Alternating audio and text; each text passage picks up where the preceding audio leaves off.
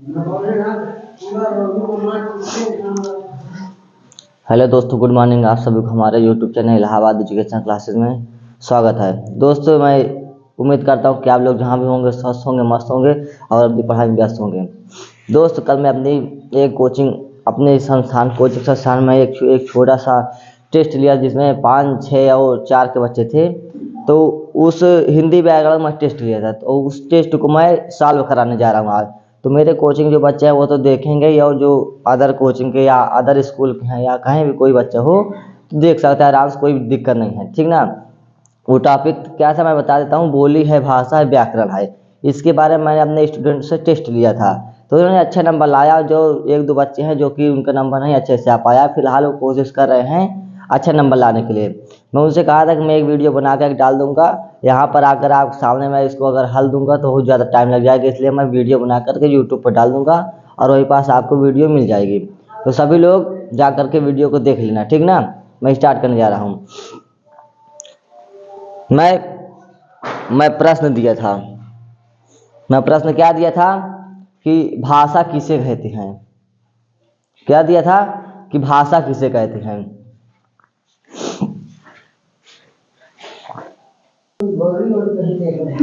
मैं पहला प्रश्न दिया था अपने टेस्ट में। पहला प्रश्न दिया था कि भाषा की परिभाषा लिखिए। प्रश्न था भाषा की परिभाषा तथा प्रकार लिखिए।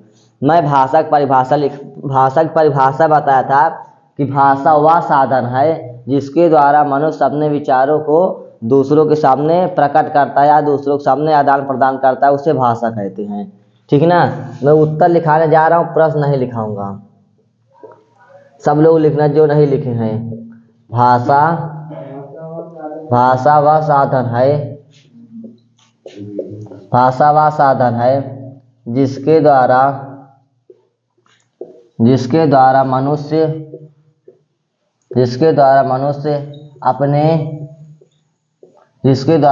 अपने विचारों को आदान प्रदान करता है, उसे भाषा कहते हैं। फिर इसी में मैं लिखाया था कि भाषा के प्रकार बताइए। भाषा मुख्य रूप से 2 प्रकार के होते हैं, लेकिन अगर कुल पूछा जाए तो 3 प्रकार के होते हैं।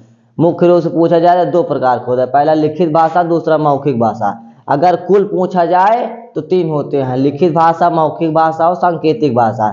लेकिन हम मुख्य रूप के बारे में जानते हैं। तो भाषा के कुल मुख्य 2 रूप होते हैं। पहला होता है लिखित भाषा और दूसरा नंबर आता है हमारा मौखिक भाषा। ये मेरा पहला प्रश्न का उत्तर था जो मैं टेस्ट में दिया था, ठीक ना। ये मेरा शायद मैं 3 नंबर का इतना दिया था। 2 नंबर परिभाषा, 1 नंबर इसके प्रकार बताने के लिए, 3 नंबर कितना मैं अपने टेस्ट में दिया था। तो ये पहले प्रश्न का उत्तर हो गया, ठीक ना। जो नहीं लिखे वो लोग लिख सकते हैं, ठीक। और मैं दूसरा प्रश्न क्या दिया था, लिखित भाषा की परिभाषा बताइए। दूसरा उत्तर था मेरा, प्रश्न था दूसरा कि लिखित भाषा की परिभाषा बताइए। तो इसका उत्तर होगा जिस भाषा को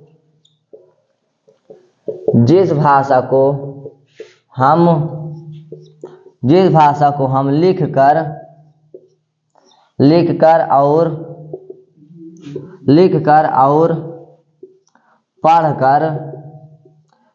और पढ़कर दूसरों के सामने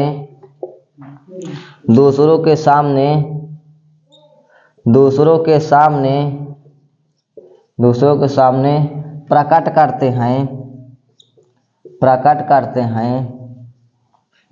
उसे लिखित भाषा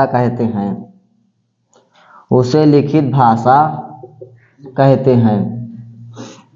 लिखित भाषा यानी कि मान लो कोई चीज़ है जिसको हम लिख करके दूसरों को समझाते हैं, उसे लिखित भाषा कहते हैं। और मौखिक भाषा किसे कहते हैं, जिसे लिखा ना जा सके। जैसे मान लो कोई आदमी कहानी कविता बताता है ना, इसलिए आप घर में दादा हैं, बाबा हैं, या बुजुर्ग कोई आदमी है, या आप उनसे कोई कहानी सुनते हैं ना, कोई चुटकुला सुनते हैं, कोई कविता सुनते हैं, या किसी के बारे में जानने का प्रयास करते हैं, तो ज़्यादातर आपको मौखिक भाषा में बताते हैं, लिखित भाषा में नहीं बताते। मौखिक भाषा बिना लिखे बताया जाता है। और लिखित भाषा को हम लोग लिख करके और पढ़ करके जो समझते हैं उसे लिखित भाषा कहते हैं। जैसे मान लो मैं ये जो व्याकरण लिखा रहा हूँ ना, ये जो भाषा की परिभाषा लिखाया, भाषा वह साधन है जिसके द्वारा मनुष्य अपने विचारों का आदान प्रदान करता है, उसे भाषा कहते हैं।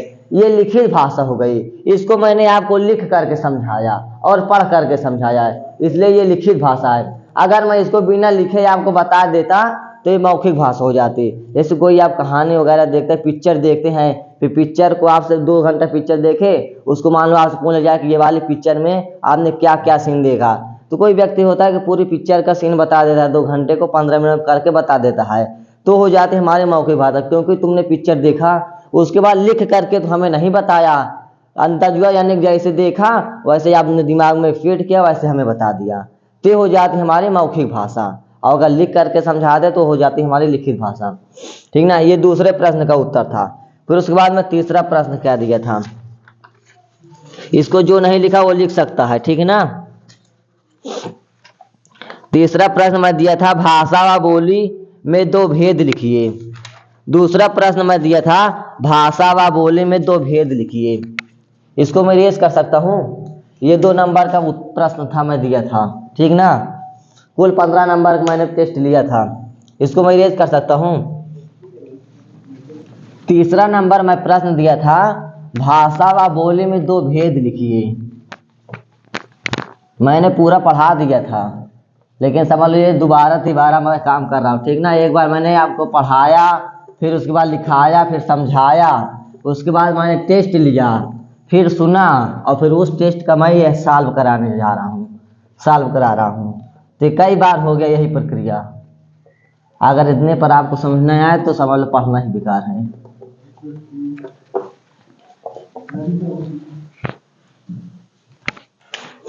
तीसरा प्रश्न मैंने क्या दिया था, भाषा व बोली में 2 भेद लिखिए, ठीक ना। तो पहला भेद मैं लिखाने जा रहा हूं। पहला भेद है भाषा का क्षेत्र बोली की अपेक्षा बड़ा होता है।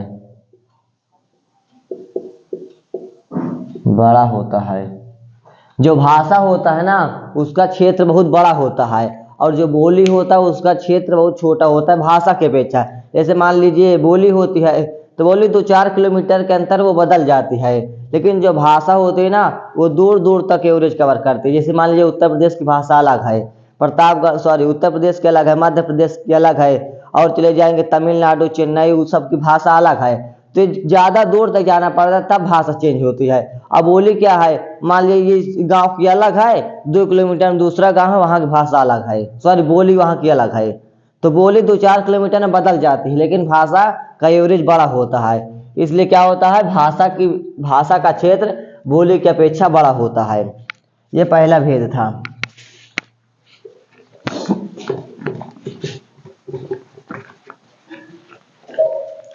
दो भेद मैंने दिया था लिखने के लिए, जो कि 2 नंबर का था।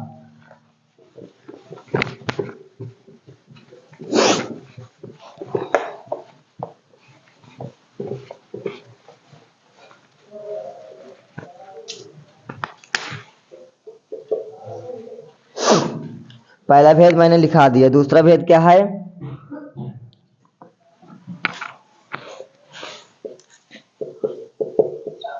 भाषा में व्याकरण का ध्यान रखना आवश्यक है,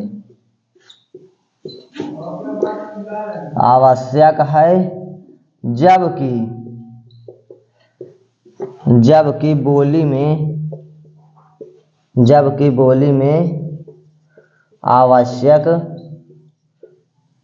आवश्यक नहीं है। इस वाले पॉइंट को आप समझिएगा। मैं लिखाया कि भाषा में व्याकरण का ध्यान रखना आवश्यक है, जबकि बोली में आवश्यक नहीं है। जो हमारी भाषा होती है ना वो एक नियम रूल से चलती है। ऐसे मैं बोल रहा हूँ कि तुम कहाँ जा रहे हो, ठीक ना, मैं खाना खाने जा रहा हूँ या मैं सो रहा हूँ, ये हमारी भाषा है। बोली क्या होती है, हर गांव की बोली अलग होती है। जैसे मैं बोल रहा हूँ कि मैं सोता हूँ, तो बोली ये भाषा हो गई मैं सोता हूँ, और बोली क्या होती है, मैं सोवत हूँ, ये होती बोली, ठीक ना। जो हर गांव के अलग मैं सोवत हूँ, मैं जात होते का कहले है, ये सब बोली होती है। और भाषा क्या होती है, तुम क्या कर लोगे, ये काम मैं नहीं करूँगा, ये भाषा होती है। अगर इसी को बोली में बदल दिया, मैं तय का कहले है, ये होती है हमारी बोली। तो भाषा में व्याकरण का ध्यान रखना आवश्यक है, ठीक ना, लेकिन बोली में नहीं। अगर मैं कह दूँ लिख मैं मर जइहूँ, तो मैं मर जइहूँ लिख लोगे, जइहूँ नहीं लिख पाओगे। अगर मैं इसको लिख दूँ मैं मर जाऊँगा, तो इसको आप लिख लेंगे मैं मर जाऊँगा। अगर इसको बोली में लिखा जाए कि मैं मर जइहूँ, तो ये दिक्कत हो जाती है। तो व्याकरण, बोली में व्याकरण कोई आवश्यक नहीं है, लेकिन भाषा में व्याकरण का ध्यान रखना आवश्यक होता है। ये होता है बोली और भाषा में अंतर, ठीक ना। तो ये दो मैंने भेद लिखा है। फिर उसके बाद चौथा क्वेश्चन मेरा क्या था, चौथा क्वेश्चन बोली की परिभाषा तथा उदाहरण लिखिए। ये मैंने चौथा उदाहरण दिया था। चौथा उदाहरण में क्या दिया था, बोली की परिभाषा तथा उदाहरण लिखिए।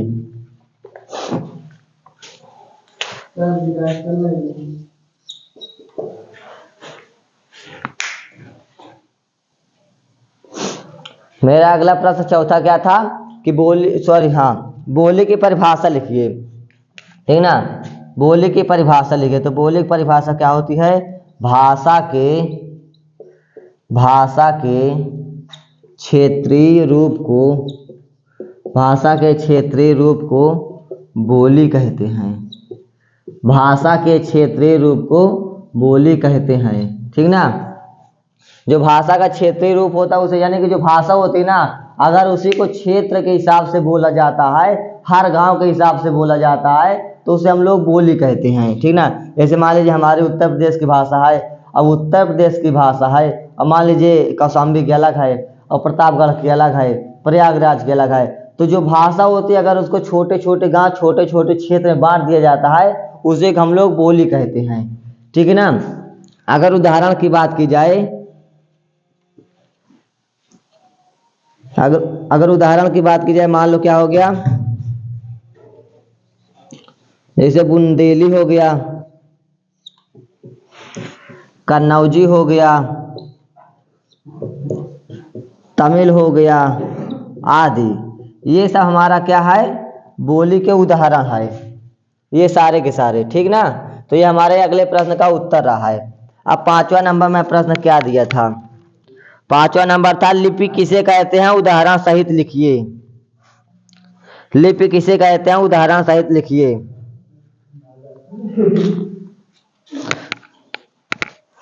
मेरा अगला प्रश्न क्या था, लिपि किसे कहते हैं, उदाहरण सहित लिखिए। आप अपने उसमें जो टेस्ट दिए हैं, कॉपी मिली होगी, उसमें आप प्रश्न देखते जाएंगे, ठीक ना। मैं यहाँ सिर्फ उत्तर लिखा रहा हूँ, आप अपने कॉपी में प्रश्न देखते जाएंगे, मैं यहाँ सिर्फ उत्तर लिखा रहा हूँ।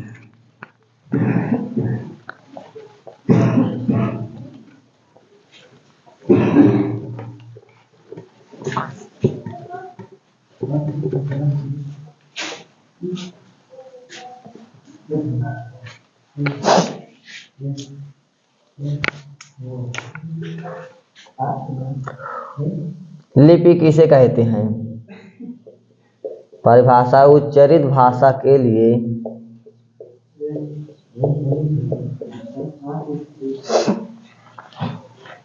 उच्चरित भाषा के लिए लिखने के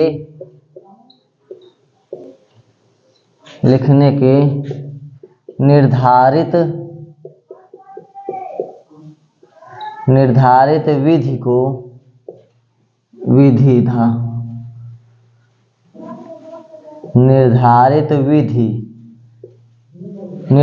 विधि को लिपि कहते हैं। ये हमारी लिपि की परिभाषा है। उच्चारित भाषा के लिए लिखने के निर्धारित विधि को लिपि कहते हैं, ठीक ना। ये भी हमारा 2 नंबर का था। कितने नंबर का था, 2 नंबर का था। उदाहरण जैसे लिख लेंगे, देवनागरी,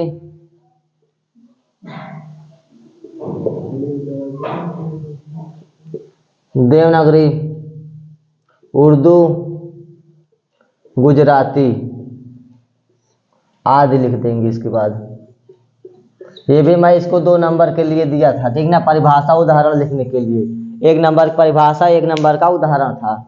तो ये हमारी लिपि रही, ठीक ना। और उसके बाद 6वां नंबर प्रश्न में दिया था, व्याकरण से क्या आशय है। व्याकरण से क्या आशय है।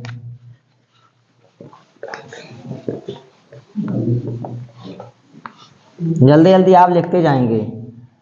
जहां न समझ में आए वीडियो को दोबारा पीछे करके देख लिया करो, ठीक ना। इसीलिए वीडियो में फायदा रहता है कि कोई भी बात को दोबारा पीछे करके सुन सकते हैं, या वहीं पास रोक करके जो पीछे हो जाते हैं उसको लिख लिया करो।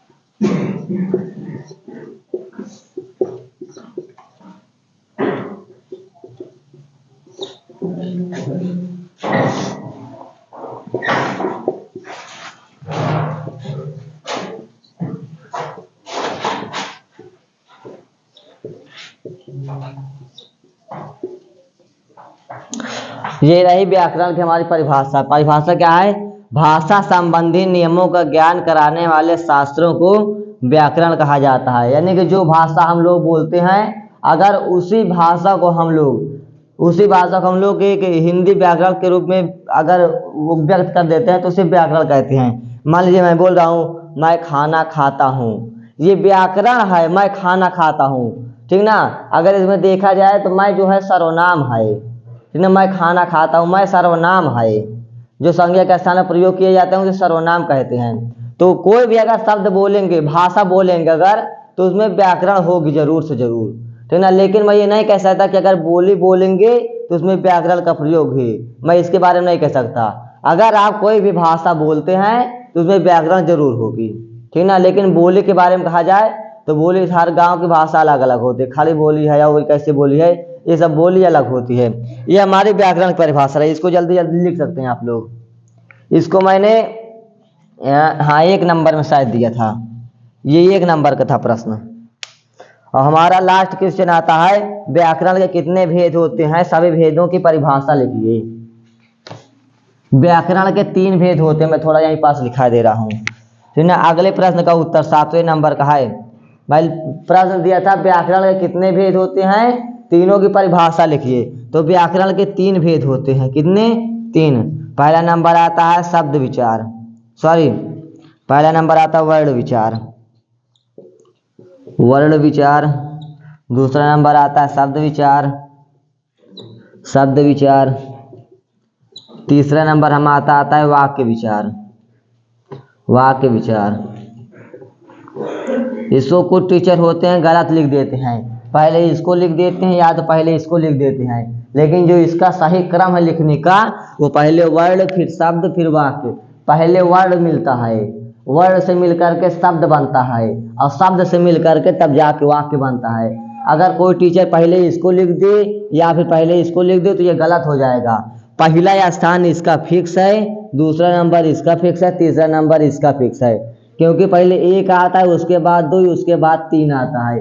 ये नहीं कि पहले 2 आता है फिर 1 आता है फिर 3 आता है, ये गलत नियम है। पहले 1 आता है फिर 2 आता है फिर 3 आता है।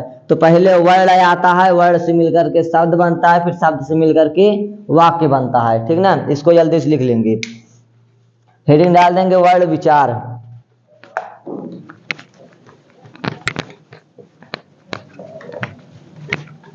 हेडिंग डाल देंगे वर्ण विचार।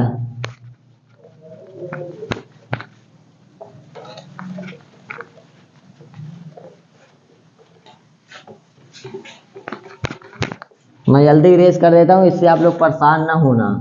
आप वीडियो को रोक के आराम से लिख लिया करो, कोई दिक्कत नहीं है। फिलहाल मैं जब लिखाता हूँ तो बोलता भी साथ में हूँ। अगर कोई भी दिक्कत हो वीडियो में या कोई टॉपिक ना समझ में आ रहा जितना मैं बताया, तो आप लोग कमेंट कर दिया करें, ठीक है ना, जिससे मैं आपको फिर से दोबारा चीज़ों को बता सकूँ।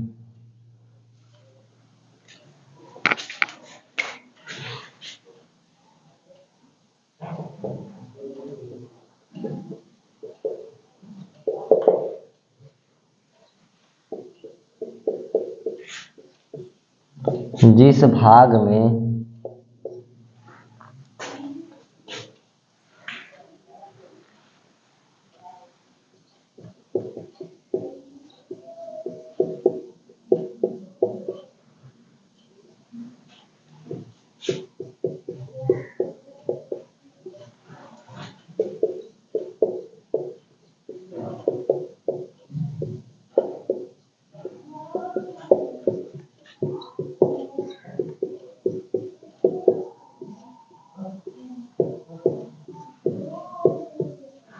वर्ण विचार की मैं परिभाषा लिखाया कि जिस भाग में वर्णों के विषय में, जिस भाग में वर्णों के विषय में विचार किया जाता है उसे वर्ण विचार कहते हैं।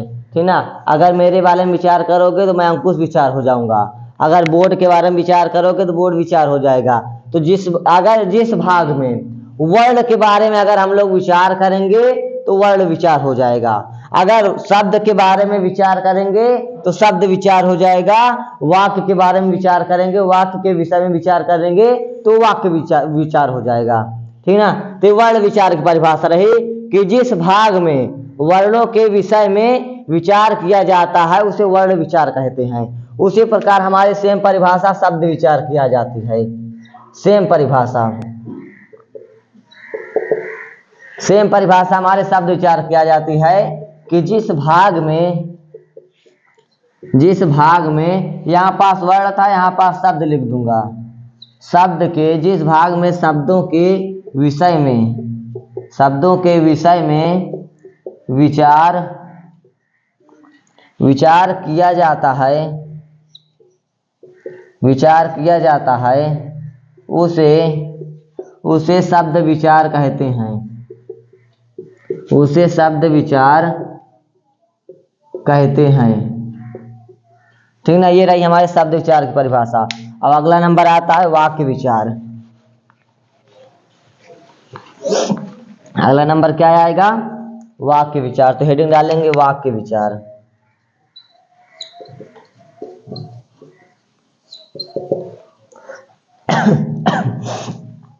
वाक्य विचार क्या होगा जाएगा?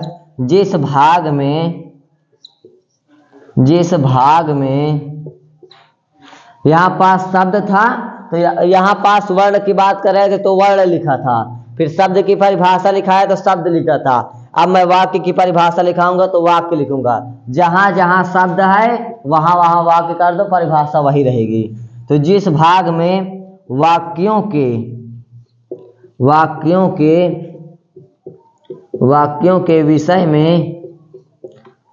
के विषय में विचार किया जाता है